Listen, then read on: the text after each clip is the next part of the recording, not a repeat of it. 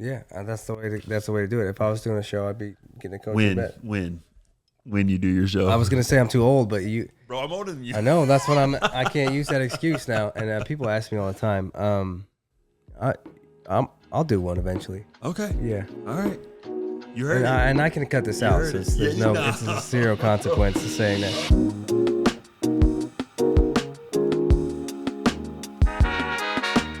Welcome back to another episode of the Perk Fit Podcast.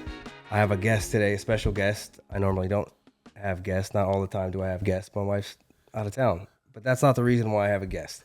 But my wife is in London. I am flying solo with my daughter, three-year-old daughter, and I'm losing my voice. So I'm struggling, but I'm here, and you're here. Right. My man. Yes, sir. Justin. Yeah. Give us your full name. My name's Justin Kitchen. I've been in Nashville for, since 2006, so 19 years now. Originally from Charlotte, North Carolina, and yeah, man, we met up in the gym. Been a fan of your work for a long time. Bunch of DMs back and forth, and I'm just glad to be here, man. Dude, I'm stoked that you wanted to do it. And I the other day I was like, I was thinking about the progression of these episodes and like wanting to get more people, different people on here to talk to. And I was like, it hit me one day. I was like, what the fuck? Why don't I ask Justin? Like, this is a no brainer. Yeah. Especially ahead of your show. Right. Which is happening when? June 20th in Chattanooga. June 20th, Chattanooga. And you're trying to get that pro card. I'm trying to get that pro card, man. This will be my second attempt, and just a little bit of a brief backstory. I started doing bodybuilding on a whim. Been involved in fitness since I was 14 years old, so 27 years now. Jeez. Just always in the weight room, always playing sports and all that stuff. Well, when they say that midlife crisis deal hits around 40, it's a real thing. And 39, 38 years old, I was like, I think I want to try bodybuilding. And my wife was like, nah, we're good. Nah, we're good. You're not gonna be taking your shirt off on the stage for everybody. And I was like, nah, like I really think I want to do it. And so she bought in. I hired a coach and went after it, man. And I'll never forget. I called my coach the first time, and bro, I thought I was ready already. Like, I'd been training and I was lean. I had the six pack and all that stuff. And I was like, yo, what do you think? You think I'm ready? He was like, yeah, I think we can grow you into the division. I was like, excuse me? Grow me into the division? Like, and I'm good. How tall are you, and how much did you weigh at the time? At the time, I'm 6'4", and at that time, I was probably about 220. Yeah. 220, and I thought I was ready, right? He was like, nah, man, he's like, we got to put some more muscle on you, all this stuff. And I'm like, bro, I'm a personal trainer. Like, I know what to do. And so I took that personally, and I took the next 8 months to bulk myself. And I went from 220 to 257. Holy myself. cow. Yeah. I went back old school, football, eating, doing all the stuff, training hard, still hitting cardio, because I wanted to be as lean as I could at that size. And I hit him back up 8 months later. That was January of 2024. He was like, all right, I think we can cut down from this, and did my first show in April of 2024. Crazy. And right what before I turned 40. What'd you get down to for that show? I was on stage at 217, 218, and was bigger than I was when I was 220 when I called him the first time. Incredible. Right. It's crazy what nutrition will do, right? For sure. Crazy. Yeah, we just talked about that. Yeah, absolutely. Off camera. But so I met you in the gym, and obviously, like, just standing next to you. See, this is why I never have people next to me in any of my content, so people never know how big I am. People think I'm big. Right. Well, you are. You are. Proportionally, you are definitely. Proportionally, right. Yeah. But when you got somebody else for scale, it's like, especially when I'm standing next to you, I'm like, holy shit, dude. I'm always like, I have to look up. Right. But yeah, it's amazing to see what you've done and like where you're at currently, because you're currently like we said, getting ready for that show. Right. So right now, I did another growth phase where just dead set on putting on good tissue and good muscle. What's the amount of time you're doing a little growth phase? Okay, so real quick, did that first show in April. And like I said, it was on a whim. It was one of those things I wanted to check a box. Sure. Wasn't overly confident going in the show. My coach was like, we're just going to show up and do a good job. Like, I'm not even sure he thought that I could win, and ended up winning all of my classes and then winning the overall for my first show. Unbelievable. It was crazy. Literally called my coach after and told him he didn't believe me.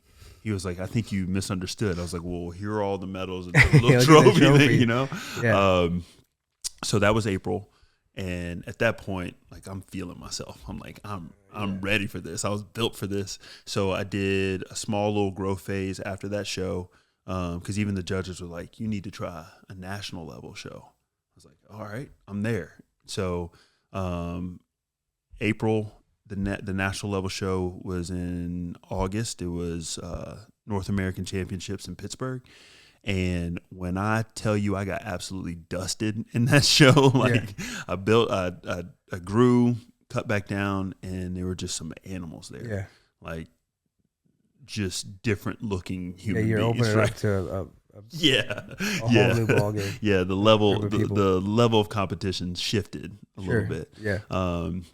But I got my feedback after that show. So that was August of 2024.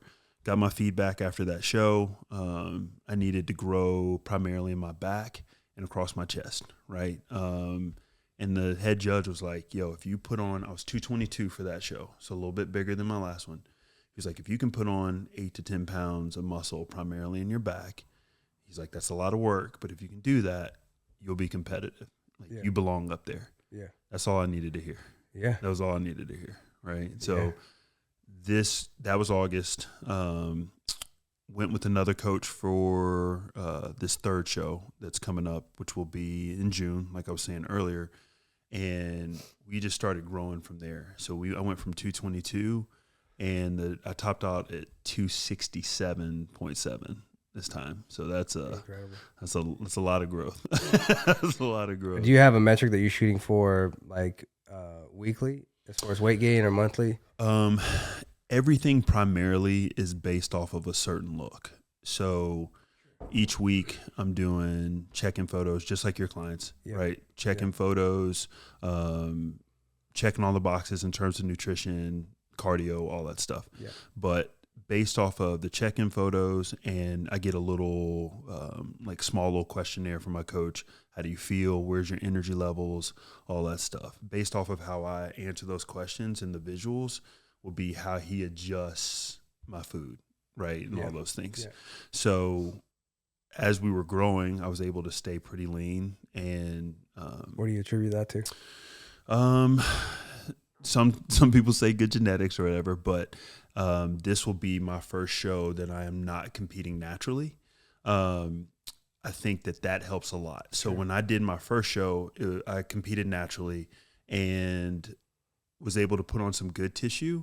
But I didn't have, even at that bulk phase, at that biggest phase, I didn't have a lot of leanness to me. Yeah. Like, you could see where the potential was, but there was a lot of like extra on there. This time, just adding a little bit of testosterone to it. And it was probably time for me to take that step. I feel like I had maxed out my potential. Yeah, well, we were just looking at the photo of you sort of maxed out naturally. Right. And right. compared to an old version, like side by side to, a previous version of you as a transformation. But that photo, and I mentioned it, and I think that you said it too, like, people wouldn't believe that was natural. Right. And I'll throw it up on the screen and people can take a look at it. But it's like you're getting the not natty call out for sure. A good amount of times. And what I tell people now is, if you didn't believe that I was natural then, let's see what this transformation looks like, and then you can compare the two. Okay. So I do think that the testosterone helps a good amount. No lie. Like, especially in strength and in building that good quality tissue. But I didn't cheat on my diet one time. right? I didn't miss a lifting session one Yeah, I mean, time I believe unless- that because you brought I kept offering you dinner. I said, we'll make dinner. Just tell me what you need macro-wise, and we'll make it. Right. And I'll cook it in whatever, you know. Right. I'll cook it in nothing, or I'll do whatever you want. And he was like, no, I'm going to bring my food. And I was like, okay, I get it, man. I get it. And he did. He rolled up with a big bag of food. Showed up to this man's house and just asked for a fork. Give me a fork. Let me get a fork. Let me get a fork. I love that. I love that. I think that there's different levels to how people want to pursue their fitness journeys, right? I think I do some personal training as well, and I think with the most normal person that we work with, they want more of a 75 to 25, 80 to 20% split. Like, yeah. I'm gonna buy into what you're saying. I'm still gonna have some fun with my friends. I'm gonna eat with my family. You know, I'm gonna enjoy those things. And then I think I've just learned that the more times I can check that box, and the more boxes I can check throughout the day, those individual days over the course of a month to 2 months to 3 months, it's incredible what you can do. So I get a little bit addicted to that process. Like, check the box, eat this meal. Check the box, do that cardio. Check the box, hit your weights. Yeah. That's one day. Yeah. And then as many of those as I can get, the better I'll be when I get there. Yeah. So I don't treat my clients that way or like recommend that they do it that way. I just know for me, it's going to get me the results that I want to get. Yeah. Well, the results can be addicting for sure. It's funny how simple it can be. Yeah. And for me, this is true. I played college football after I graduated. I just kept doing football workouts. Yeah. And just ate whatever. And I was like starting to get fat, and I was like, what's going on? Right. Like what? Right. And that started the whole journey into bodybuilding training and nutrition and stuff. Mm-hmm. But I was like, I got to figure this out. I have to be able to figure this out.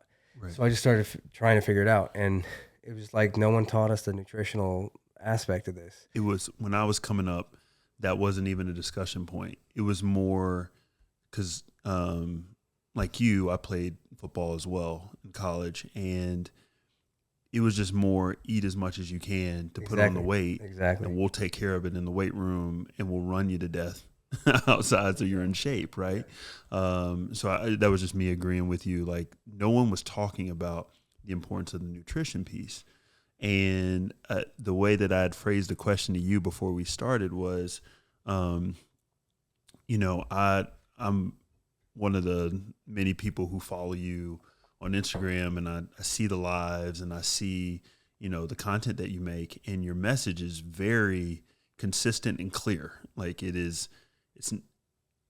don't make it complicated. You don't, try to make it what it's not. It's just, you need to be in a caloric deficit if you want to lose weight. You need to be in a caloric surplus if you want to gain weight. Yeah. Here's how you break down your macros if you want to put on muscle. Here's how you break down your macros if you want to lose fat.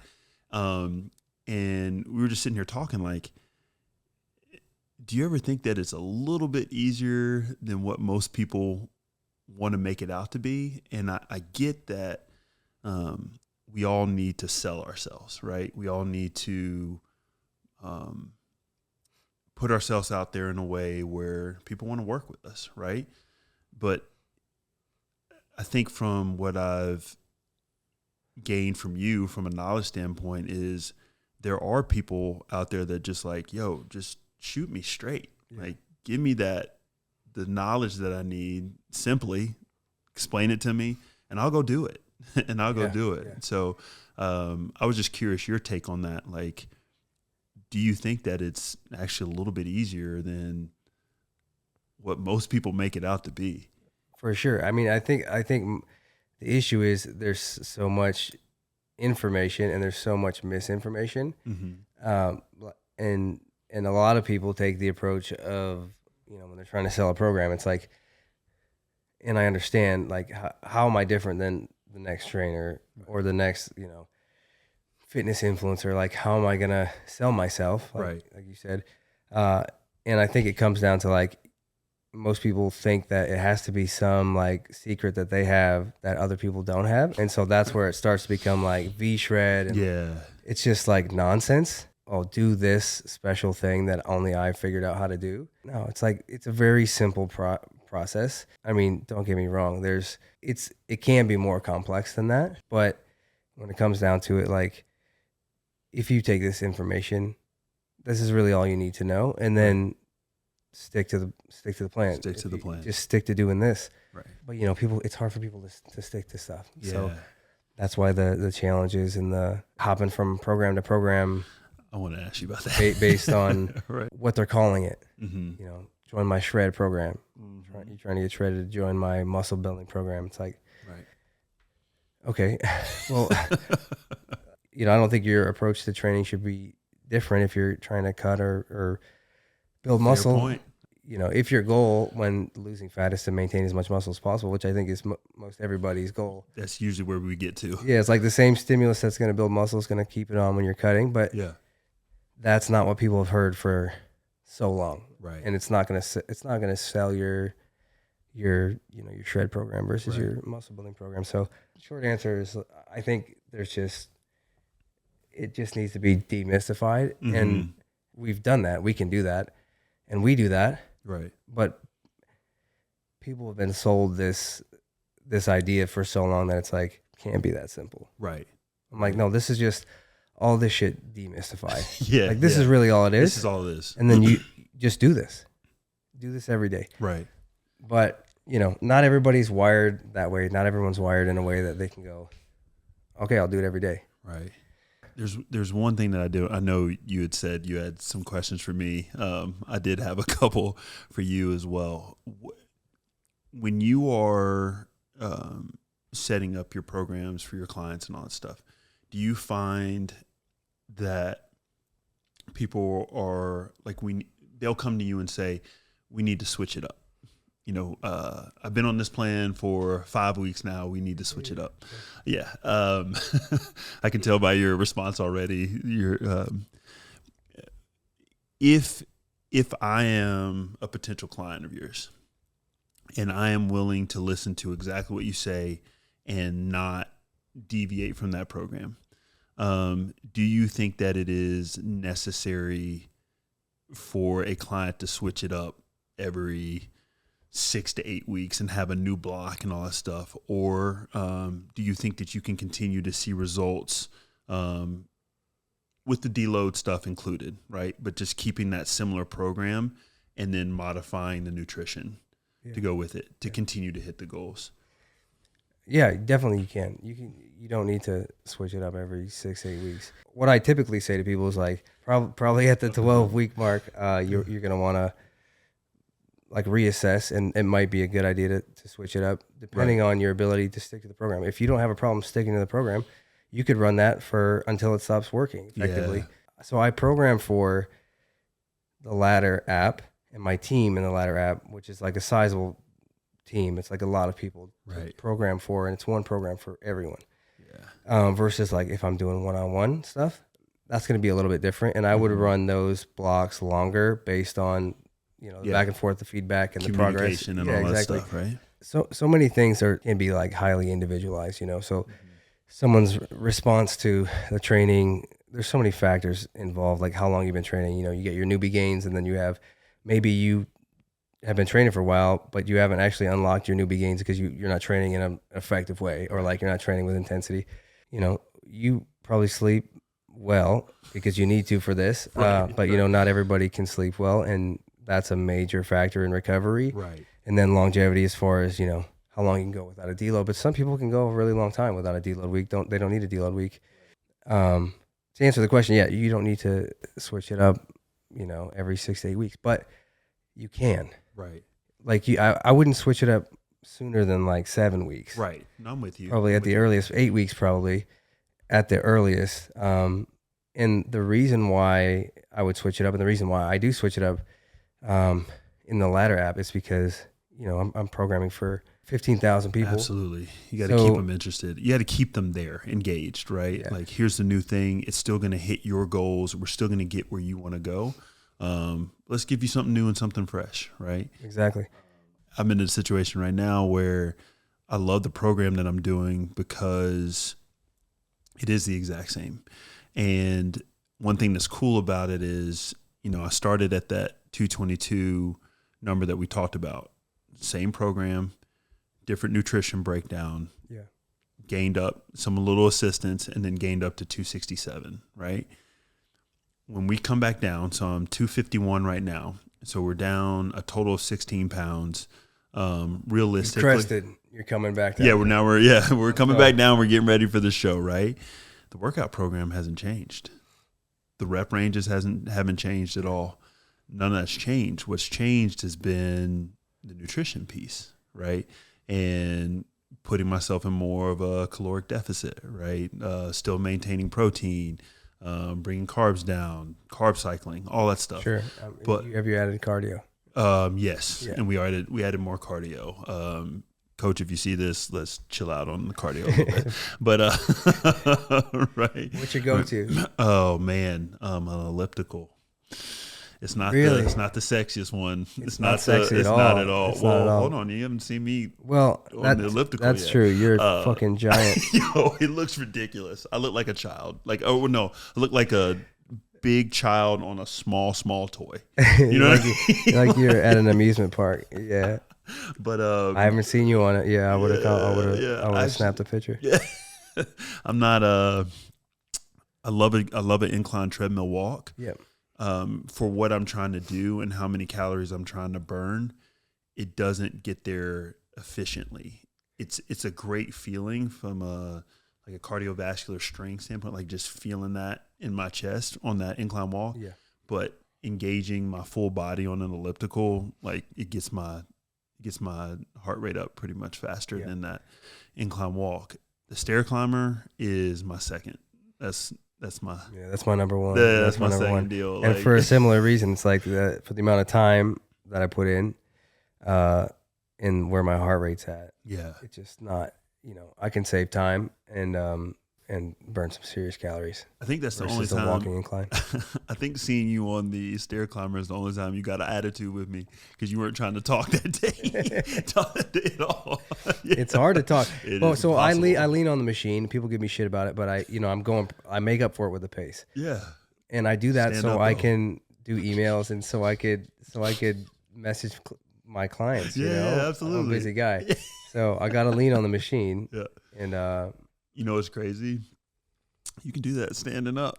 I can't though. Bro, not on the stairs, dude. I can barely climb stairs. I'm messing if with I'm you. looking at my phone, I'm going upstairs, just regular stairs. I'm in trouble. In all seriousness, I put my hands on it, like just to rest because I'm not trying to fall off that thing and look like the idiot in the gym. Yeah. But if I'm doing a video of myself to just put on my stories, I'm standing you're standing up for sure. sure. Yeah, 100%. You got to sell yourself. You have to. Right? Yeah, exactly. Absolutely. Was also curious what your favorite workout day is. Like, do you have a certain body part that you enjoy working the most, or I mean, be like it's legs? What? No, it's not legs. It's not legs at all. It's never legs.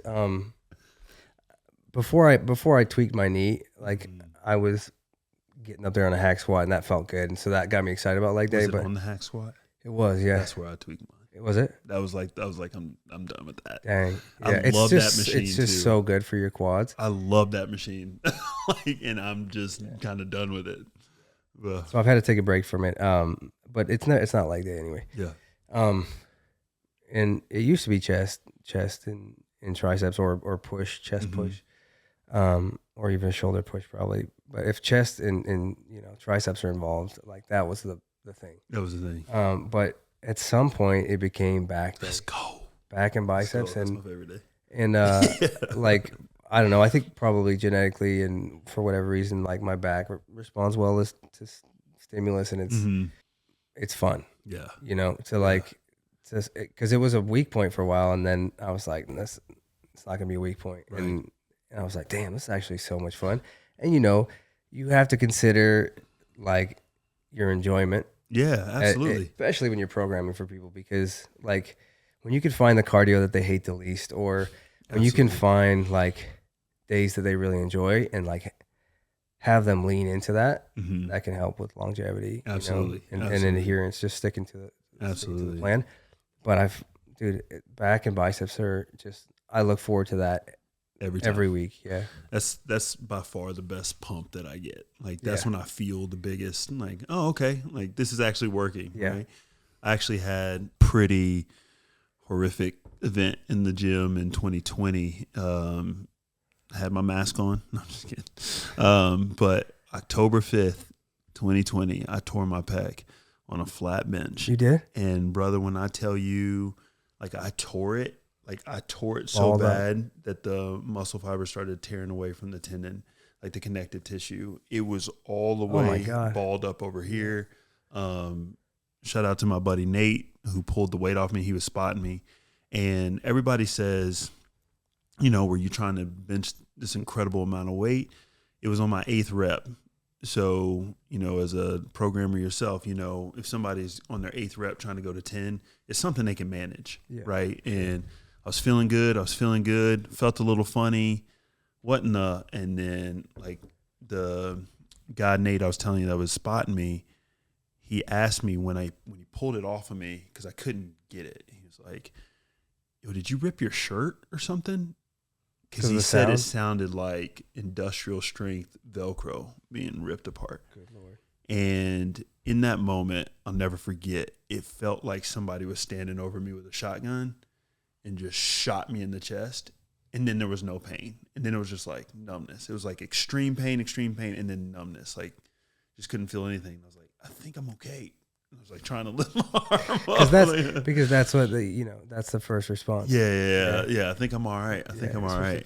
Playing sports. Yeah, man. Like, are you hurt or are you injured? Yeah, exactly. Yeah. No, put me in. Yeah, and then 4 days later, that Friday. So that was a Monday. That Friday, you know, everybody's benching on Monday. Of course. That Friday, I was having surgery and put back together. Yeah. Crazy. Yeah, man. And what are that's insane. So. Is it are there different levels to tears? Yeah, it was so you can tear it and not need surgery and it can heal back itself. Yeah. You can tear it and need surgery and you not get it and you'll just won't be able to really push as much with that muscle anymore. Mine was pretty much as bad as it could be without the muscles just detaching from the connective tissue and all that stuff. Yeah. So I'll never forget, like, according to the doctors and the physical therapists, I should be able to push again.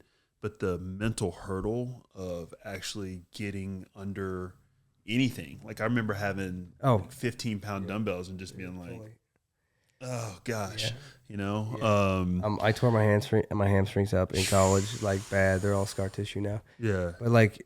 It was just I had PTSD. It was like I know I'm trying to go run. So I couldn't. I try to run full speed. I'm like I don't run full speed. I'll never. Yeah. So I made a promise to myself. I got back under the bar. I did 185 10 times. I put it down, and I've not been on a flat bench since. Yeah. See, well, I mean, people think that you. Some people, I think less people think this now, but people thought for a while like if you try to build your chest, you have to do a barbell bench press.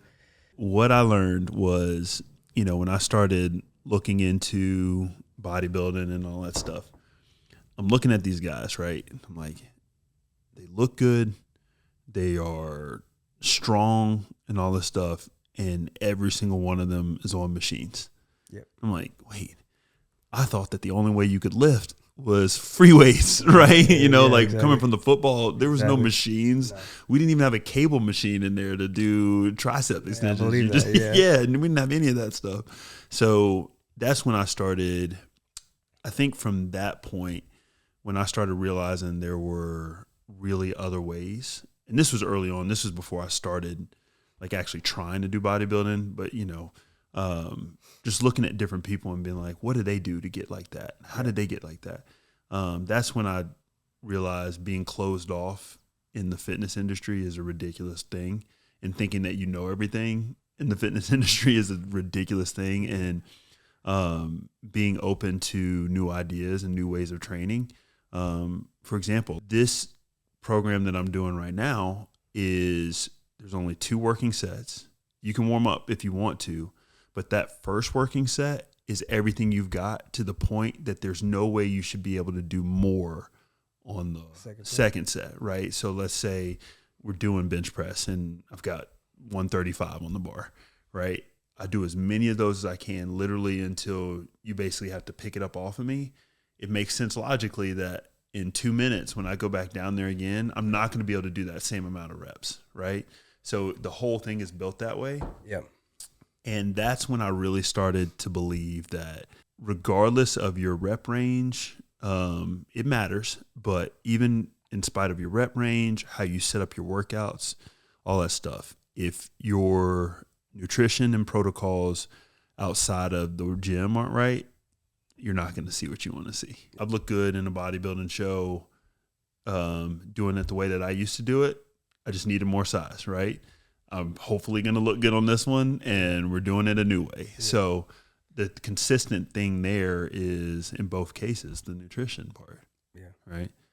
Why weren't they teaching us that? And your intensity. Yeah. You know. Intensity has come up a little. Yeah. I mean, I feel like you've always kind of had that. I think that's the football player and that's what both of us, right? That's what I'm thinking too. Yeah. Right. Yeah. So consistency with the diet and showing up, knowing that if you just keep showing up. Yeah. I mean, obviously not. It's different for when you're training for a bodybuilding show, but the people that we're training, if they can stick to the plan over a long period of time and they keep showing up, we talk about it all the time about consistency is like the hack. Mm-hmm. It's just not a hack, right? It's consistency. It's a key, right? You have some bad days, you have bad weeks, but it's if they understand, and it's hard to talk to somebody who's never experienced it, but trying to get them to understand, like if you stick to this, if you just keep showing up, 6 months from now, right, you're gonna look like a completely different person, unrecognizable, and your friends who are doing the 30-day. Right. They're fasting 30 days and running, sprinting, fasted. I don't know whatever the challenge is. Right. Oh, they lost 15 pounds in like 3 weeks. It's like, okay, that might have been aggressive, and it's coming right back because they're just going to stop. Back. Yeah. So it's like you're gonna beat everybody if you can just stick to this. Well, I feel like you do a good job of explaining and really promoting lifestyle rather than this is going to be a 6-week fix or 8 week. Like, let me join this program. Let me teach you what you need to be doing so that you can walk this lifestyle forever. Exactly, right. Yeah. And I think that's where people miss it. Everybody wants the quick fix, or how can I get this in 6 weeks? Summer's coming up here soon.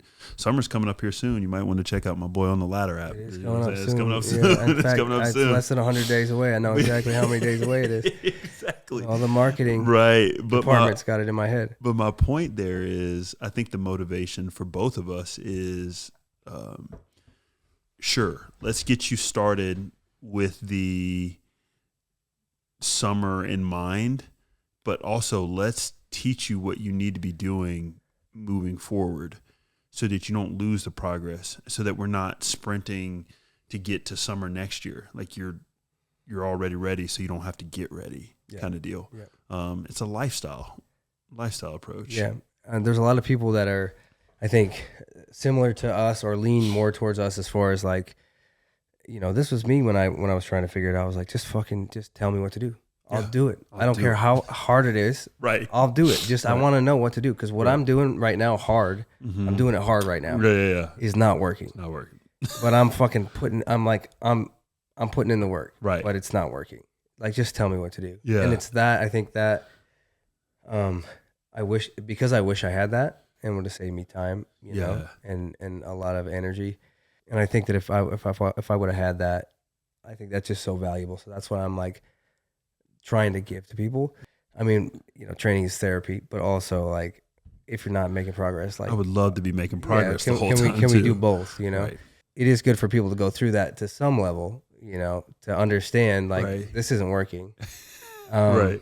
But not forever, not for like a decade. It's like, come on. Right. It's not working anymore. Or it never did. Yeah, it never did.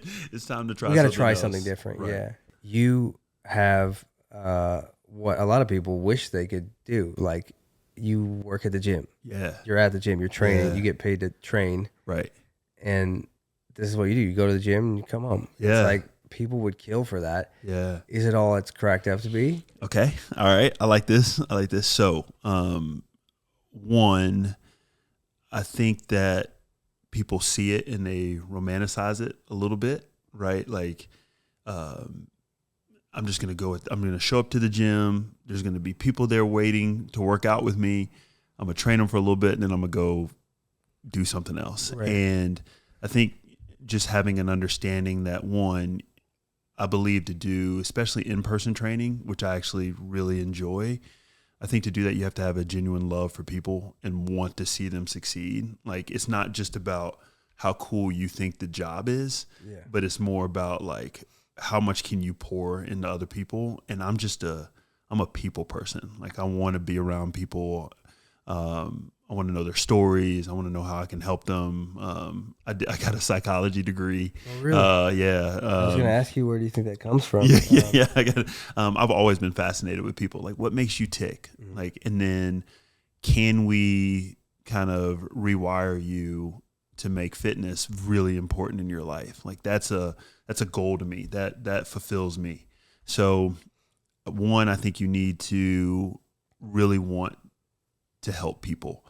Two, I think you need to understand that while it looks super cool from the outside, the people recording themselves working out and all that stuff, there's a business side to it too. People aren't just waiting there for you to train them. You have to show them that you're capable of helping them reach their goals, right? Yeah. Whether that be through discussion and knowledge, or how you present yourself and your physique. I remember you're making fun of some people about spelling physique on your page. Yeah. But there's a challenge. Yeah, it's a challenging word. It's a challenging word.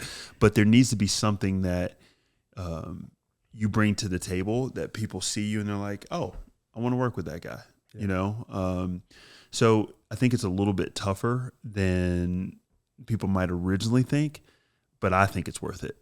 I think the one challenging part, especially if you are a trainer that wants to continue to grow your physique and develop your body as well, because it's easy to get into the industry, you start helping people, and then immediately get burnt out on the gym and not want to take that extra hour and a half at the end of your day where you've been at the gym all day to get your workout in, right? I think it can start to working from home. Yeah, I think it can start to mess with your workouts a little bit. Like, if you're not intentional about it, for a lot of people or trainers, I would recommend having a lifting partner or somebody that you lift with that can keep you motivated a little bit. Like, hey, we're supposed to be there. I've been a personal trainer for, like I was saying, 16, almost 17 years now.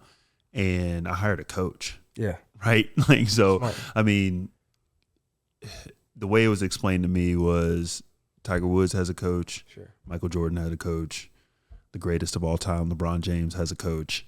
Yeah, it makes total sense. And it goes back to what we said earlier. It's like, you know a lot, but you don't know everything. And you're entering a new sort of arena. Yeah. With training for shows, but also training for different levels of shows. Yeah. Yeah. That's the way to do it. If I was doing a show, I'd be getting a coach. When you do your show. I was gonna say I'm too old, but bro, I'm older than you. I know, that's what I can't use that excuse now. And people ask me all the time. I'll do one eventually. Okay. Yeah. All right. You heard it. And I can cut this out. So it's a zero consequence to saying that. Oh man. I'll keep it in. I'll keep it in. I mean, you said you started at 14. Yeah. I started at 12. My dad, his best friend was like a bodybuilder, and my dad's like, "You're gonna go work out there 3 days a week." I was like, "I don't want to do that." But my sisters had like aerobics class or something, so it's like, "You're going." And I was best thing to happen. Yeah, to you. and I never stopped. But to be, and I understand that's kind of a unique position to be in, especially back then. But now it's to see like a boom of this. It's like, what? Yeah. Like, yo, we've been doing this for so long, right? And now it's like cool, and it's just become cool to work out. Yeah, and it's become cool to be a bodybuilder or to do CrossFit or High Rocks. It's like, or to run. Right. It's like, that's cool. That shit's cool now, and it wasn't that way. I hope it stays that way. I hope it does too. Like, I hope it stays that way. Exactly. In our line of work, right.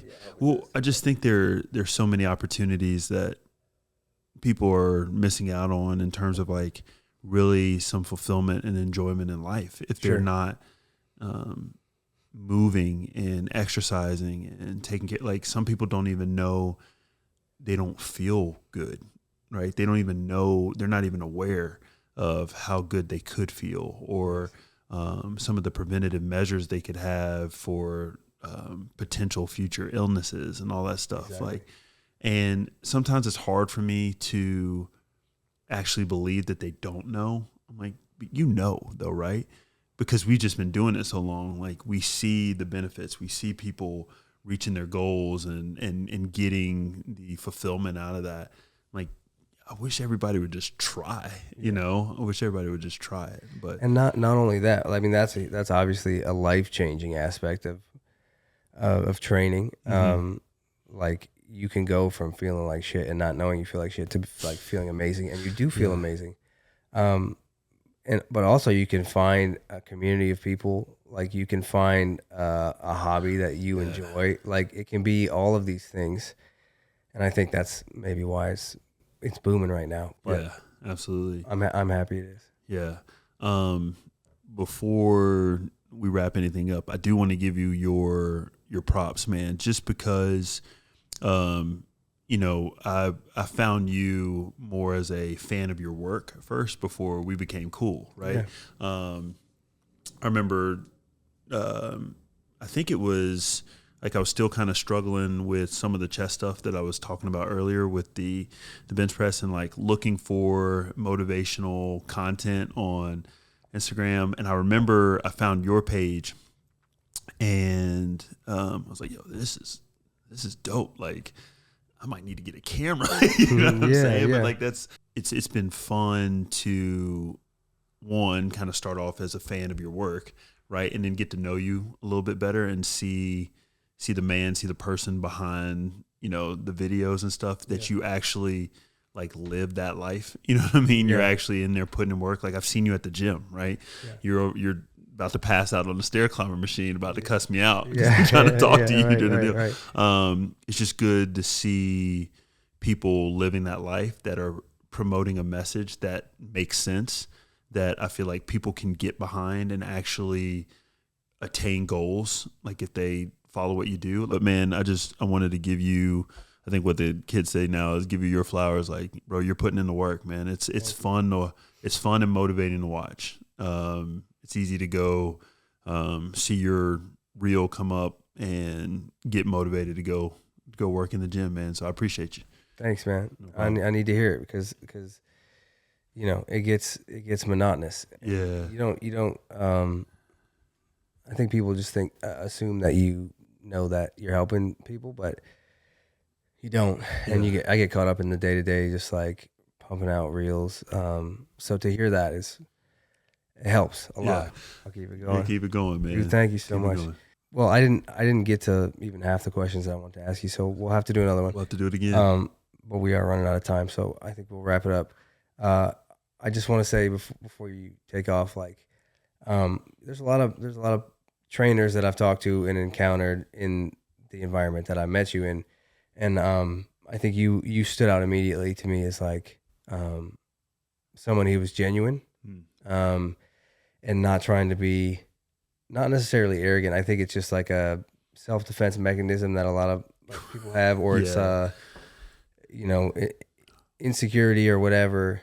But you know, people can come off a certain way at the gym in that role, and they do a lot. And I never experienced that with you, and from the get go. So, and I value like people who can be themselves, and I value people being themselves unapologetically, and that's who you are. And that's why I was like, this guy.